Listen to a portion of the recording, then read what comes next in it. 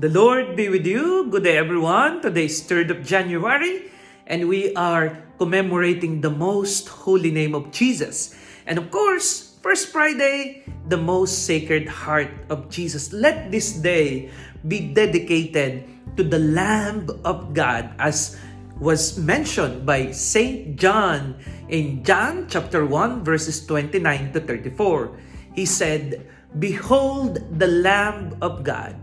John was so sure that Jesus Christ was the Messiah because he witnessed how the heaven was opened and the Holy Spirit in a form of a dove descended on Jesus. Today, my dear sisters and brothers, as we celebrate the most holy name of Jesus, I am telling you the power of the name of Jesus.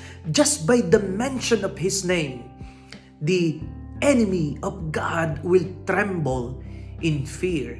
In fact, many exorcists have mentioned that they have to cast out evil in the name of Jesus.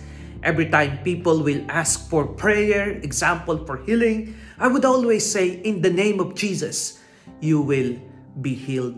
If some would ask for some special intentions, I would say, in the name of Jesus, it will be given to you.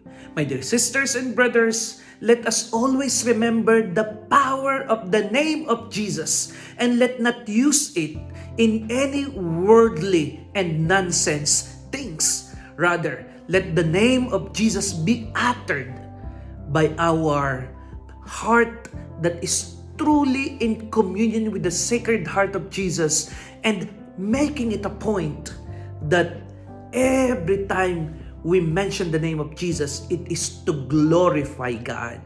Let our new year be a year of glorifying God. Let us offer not just our name, not just our heart, but the whole of our being. Let us consecrate it to Jesus, our Lord and Savior, the Lamb of God who saved us from our sins. And let us allow ourselves to be truly consecrated to the heart of Jesus. God bless you.